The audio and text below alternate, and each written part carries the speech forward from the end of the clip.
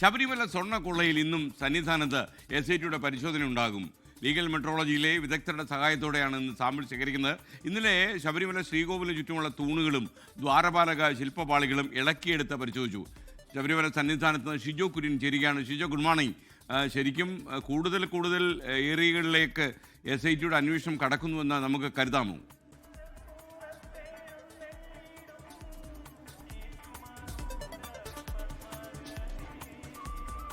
SKN, good morning. സന്നിധാനത്ത് SITയുടെ പരിശോധന ഇപ്പോഴും തുടരുകയാണ്. അതായത് ഇന്നലെ ഉച്ചയ്ക്ക് 12 മണിയോടുകൂടിയാണ് SP ശശിധരന്റെ നേതൃത്വത്തിലുള്ള SIT സംഘം പമ്പയിലെത്തിയത്. അതിന് പിന്നാലെ 2 മണിയോടുകൂടി സന്നിധാനത്തേക്ക് വരികയും ഇവിടുത്തെ ഒരു അവലോകന യോഗത്തിന് ശേഷം വൈകിട്ട് 5 മണിക്കാണ് കുംഭമാസ പൂജകൾക്കായിട്ട് ശബരിമല നട 5 ദിവസത്തേക്ക് തുറന്നത്. ഇന്നലെ നട തുറന്നതിന് പിന്നാലെ തന്നെ SIT സംഘം ശ്രീകോവിലിന് സമീപത്തേക്ക് എത്തുകയും സ്വർണ്ണപ്പാളികൾ അളവെടുത്ത് പരിശോധിച്ച് അവിടുന്ന് ഇളക്കി മാറ്റുകയും ചെയ്തിരുന്നു.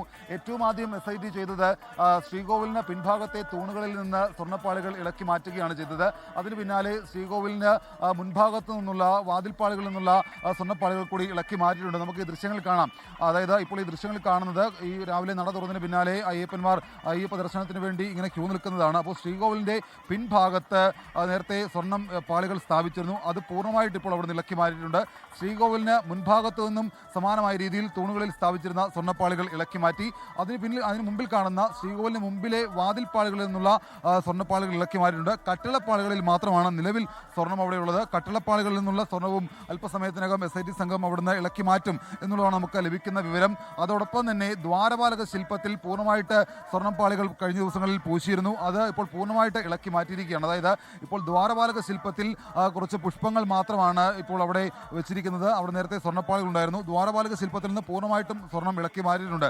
SKN അറിയാവുന്നതുപോലെ ഏതാണ്ട് 30 kilo 329 gram സ്വർണ്ണമാണ് ശ്രീകോവിലിനും സമീപത്തും മറ്റിടങ്ങളുമായിട്ട് പൂശിയിട്ടുള്ളത്.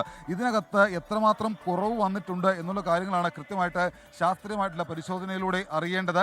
1900 kilo ചെമ്പും 30 kilo 329 gram സ്വർണവും ശ്രീകോവിലിനും സമീപത്തുമായിട്ട് പൂശിയിട്ടുണ്ട്.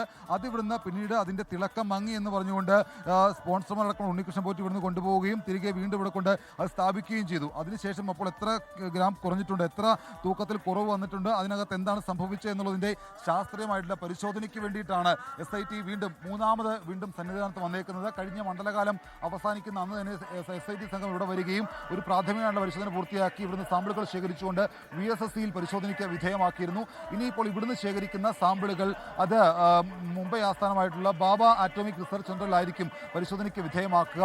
അങ്ങനെ അവിടുന്ന് ലഭിക്കുന്ന പരിശോധനാ ഫലമടക്കമുള്ള കാര്യങ്ങൾ കൃത്യമായിട്ട് രേഖപ്പെടുത്തിക്കൊണ്ടായിരിക്കും SIT കോടതിയിൽ കുറ്റപത്രം സമർപ്പിക്കുക. ഏറ്റവും നിർണായകമായിട്ടുള്ള ശബരിമല സ്വർണ്ണക്കൊള്ളയിൽ ഏറ്റവും നിർണായകമായിട്ടുള്ള ഘട്ടത്തിലേക്കാണ് SIT കടന്നിട്ടുള്ളത്. ഈ 2 ദിവസം നടക്കുന്ന പരിശോധനയിൽ നിന്ന് ലഭിക്കുന്ന എല്ലാ വിവരങ്ങളും കൂടി ഉൾപ്പെടുത്തിക്കൊണ്ട് സമഗ്രമായിട്ടുള്ള കുറ്റപത്രം കോടതിയിൽ സമർപ്പിക്കും. നിലവിൽ ഏതാണ്ട് SITയുടെ പരിശോധന 15 മണിക്കൂർ പിന്നിടുകയാണ്. ഇതിന് അല്പസമയത്തിനകം SIT ഉദ്യോഗസ്ഥർ വീണ്ടും ഇവിടേക്ക് വരും. അതിനുശേഷം ഇവിടുന്ന് ഇളക്കി മാറ്റിയ സ്വർണ്ണപ്പാളികൾ ഇവിടുന്ന് വീണ്ടും സ്ഥാപിക്കുമെന്നാണ് നമുക്ക് ലഭിക്കുന്ന വിവരം. കാരണം അവർ ഇപ്പോൾ തന്നെ ഓൾറെഡി ഇവിടുന്ന് ഇളക്കി മാറ്റിയ സ്വർണ്ണപ്പാളികളിൽ നിന്നുള്ള സാമ്പിളുകൾ ശേഖരിച്ചിട്ടുണ്ട്. അതായിരിക്കും ഇനി ശാസ്ത്രീയ പരിശോധനയ്ക്ക് വേണ്ടി വിധേയമാക്കുക. SKN. Okay, thank you Shijo Kurian. Sabarimala സന്നിധാനത്ത് നിന്നാണ് ഷിജോ ചേർന്നത്.